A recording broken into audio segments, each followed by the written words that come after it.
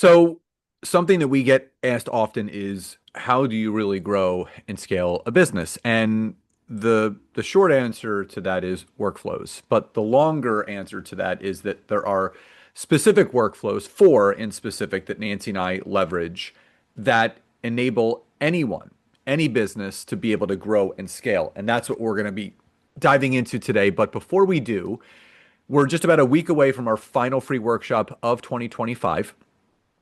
It's called the Expert's Edge. It's creating content that creates sales in your business. It's a 2 day free workshop where we're going to teach you our content creation flow on LinkedIn that gets more engagement, more visibility, and leads to more sales for you and your business. It is Monday, November 24th, and Tuesday, November 25th from 12 to 1 Eastern. It is live and recorded. You'll be able to access the replays all that week. So if you're watching on social, whether it be Facebook, LinkedIn, or YouTube, just type the word me in the comments and we will send you the link to register. If you're listening on the podcast, super easy. The description of this episode has a link. Click on it, get yourself registered, and join the party. So, Nance, let's dive in. Let's break down each one of these four workflows one by one. Absolutely. So, first, before breaking each down, I want to just quickly share what a workflow is and kind of how I'm referring to it. So, a workflow, imagine it kind of like a playbook, right? If you're playing football and the coach, says, "Hey, you've got this play, we're going to do, and here's what we're going to do." And there are four different ones that you can really kind of break down your business in a simple way. And now, before I even talk about workflows, right? Of course, in a business, there's lots of different functions. In fact, when I say lots, actually, no, there's only about four or five. It's operations, we've got marketing, sales, and we've got financial, right? Those are the big ones. But underneath, right, there are reoccurring and there are static different workflows that we look at. And whenever I say workflows, right, these are the things that we can look at and we can say, all right, let's go ahead and let's start executing on these specific things. And so the first workflow that we're going to share with you is the reoccurring workflow. Okay. This is anything under the sun. Guys, this could be anything. Could be under the operations bucket, could be under the financial, could be under marketing, could be sales, anything under those buckets, right? That you do daily, could be things that you do weekly, could be things that you do monthly, could be things that you do quarterly or yearly. Okay. So this is anything that you do reoccurring. And so with a lot of businesses and just kind of rewinding the tape, right? Years ago, I used to help businesses with their online business management, and I would do something called dumping out the kitchen drawer. And we would look at all the different things that they've got going on in their business. And the first thing that you always sort out is what are all the tasks? What are all the individual things that someone is doing every single day, right? What needs to get done? Things like checking your email. Maybe once a week you meet with your team. Maybe it's doing your daily connecting on LinkedIn, right? So there's things that you do every single day. If you guys are familiar with the book Atomic Habits, right? He talks in there about having systems and repeatable processes. So that is everything under that reoccurring workflow. Imagine you're on a rocket ship, right? And you're flying forward and you've got that hub, every day you got to check in, make sure the engine's good. You got to make sure that your fuel levels are good. It's all that stuff that keeps you continually running. Okay. So that reoccurring workflow is pretty meaty, right? There's a lot under that. Now, in order to organize all of those tasks, I do usually recommend, right? One tool that every single successful business that I've ever seen run has in place is a project management tool. And so you can use a tool, something basic like Trello. You can use something a little bit more, high level, scalable, ClickUp, Notion, Asana, Monday. But the goal is that you want to find one that works for you and that you can stay organized with. And you can make sure you're checking these things off each and every day. The next workflow Well, that is super important before we get into that, before we get into that. I want to chime in. So, if for the LinkedIn audience, if you're kind of thinking, all right, so how does that relate to what I need to do on LinkedIn? So, I have a Trello board that is for my LinkedIn daily activity. So, for anyone that's ever seen any of our trainings, for anyone that's ever attended any of our workshops, it could be as simple as sending out your connections every day, right? Remember, you have 100 connection requests that you get to send out. So, something that you should be doing every day on LinkedIn is sending 15 to 18 targeted connections a day. The other thing I have on there is messaging. So every day you should be reaching out to new connections that have accepted your connection request, maybe new subscribers to your newsletter, people that have voted in your poll. So every day there's two reoccurring tasks that I have that I teach other people how to do is growing your network and booking calls. So that's an example of a reoccurring LinkedIn workflow and how you can use a project management tool like Trello to keep yourself organized. Absolutely. What's number So two, Nancy? are you ready? All right. So the second workflow that I love is a project workflow. Okay. So this is when you actually take ideas, right? Individual things that you have in your business and you need to execute on them. So, for example, right now, Scott and I are working on revamping a sales funnel that we have. These are individual projects, right? These are individual things that need to get done, right? This isn't something that we're doing all the time. Yes, we might optimize and tweak and we might measure some of the key metrics, right? From our sales funnel.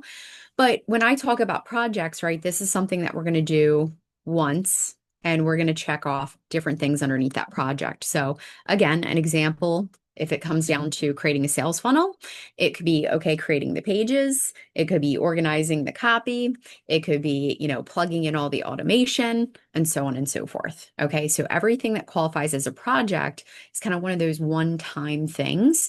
And when I talk about a project workflow, there are things that, yes, maybe we don't do them all the time, but we'll do them again. And so your project workflow could look as simple as maybe you create a template and it's like project name, right? Could be due date, could be people involved, and then maybe the steps that you go through, right, to actually execute on that project. And it could be as simple as one, schedule all the tasks inside your project manager. Step two, break out, right, the different pieces that need to be done, assign deadlines. So that is a project workflow. It's how you work through executing on projects. And Scott, you wanted to chime in? Well, I always like to correlate this to LinkedIn. So in what Nancy is sharing, something that you can correlate that to on LinkedIn is updating your LinkedIn profile. This could be something that you may be doing once a quarter, Yep. maybe once a year, twice a year. So it's not a weekly reoccurring thing. You're not going to update your profile every single week. It may be just project by project. So you may do it, for me, at least twice a year, I update my LinkedIn profile depending upon where Nancy and I are in our business and what we have going on. So that's an example of how you can leverage LinkedIn with that second workflow that Nancy just described. So what's number three, Nance? Yeah. So number three is an event workflow. Okay. So let's say you are planning a specific event, and this could be anything, right? It could be a retreat that you're planning. You've got to organize the people that are going to be teaching, and you've got to organize the stay and maybe the food. It could be an in-person speaking event, right? That you've got to order. It could be a summit, could be a launch event. Right. So an event is anything that you're kind of counting down, right? It's got a deadline. It's got something that you've got to organize, maybe people and marketing and things, right, as you're leading up to it. So an event tends to be one of those things that you can actually, right? Let's say it's a summit or a retreat. Once you build that playbook and that workflow for that event, you can kind of duplicate it, right? Every time. It's going to be very similar. So an event could be as small as a monthly LinkedIn Live event, that you're arranging. And it's, again, getting people to join. It's, setting up the event. It's making sure you've got your graphics and so on and so forth. So event is one of those things. So an event workflow is very great. In fact, we've got plug and play repeatable ones that we do for our launches and our workshops. So definitely, something that's really big. Scott? So again, leveraging this workflow with LinkedIn events as Nancy described. So you may be someone that does a once a month LinkedIn live event or maybe a once a quarter LinkedIn live event. Now, the repeatable actions with that, there's two in specific. One is inviting people every day to the event. You're allowed to invite up to 1,000 people a week if you have that many people in your audience to potentially attend your LinkedIn live event. And then there's also a follow-up protocol. So when people accept the invite, you should reach out to them, either, like a few people a day different people each day, reminding them, hey, looking forward to seeing you next week on, for the LinkedIn Live event. You have any questions ahead of time, let me know. So that's how you can correlate doing the LinkedIn Live event and some of the activities that go along with it. So, Nance, what's the fourth and final workflow? Fourth and final, drum roll.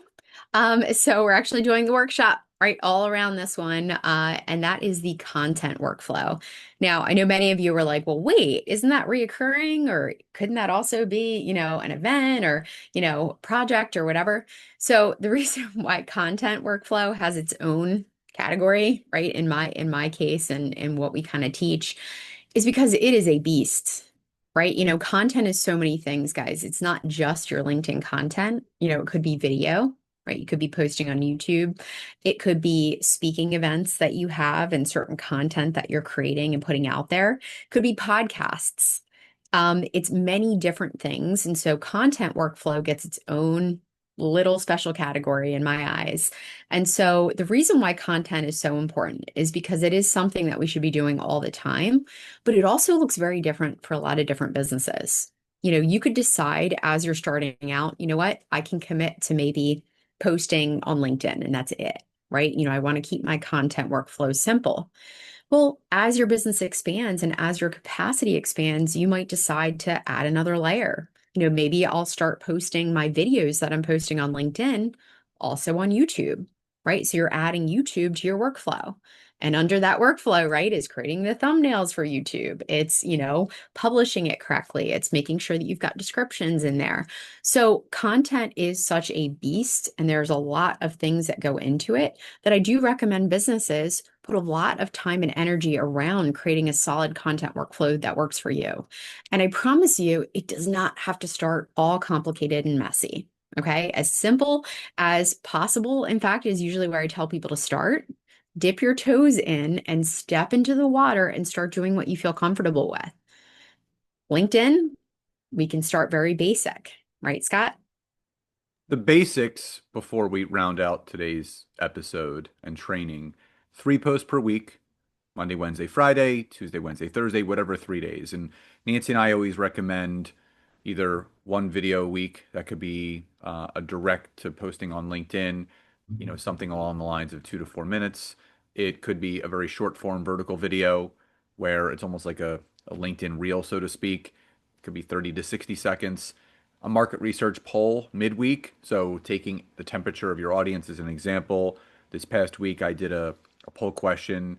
Are you taking advantage of LinkedIn's newsletter feature? Yes, no, other comment below. So again, seeing how many people within my network are actually taking advantage of that.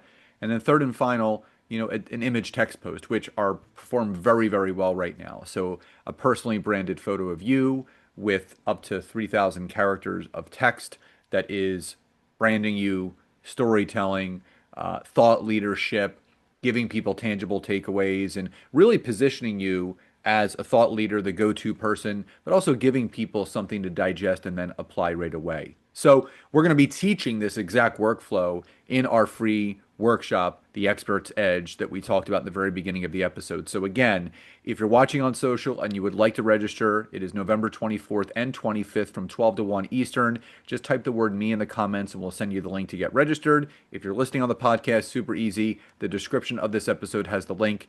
So click on it, get yourself registered, and we would love to see you there. So everyone, thank you so much for joining us today for today's episode and today's training. We hope you found it helpful, and obviously going to give you the keys of what you need to do to get your workflows in place. So everyone, thank you again for being here. Love and gratitude, and we'll talk to you next time. Bye.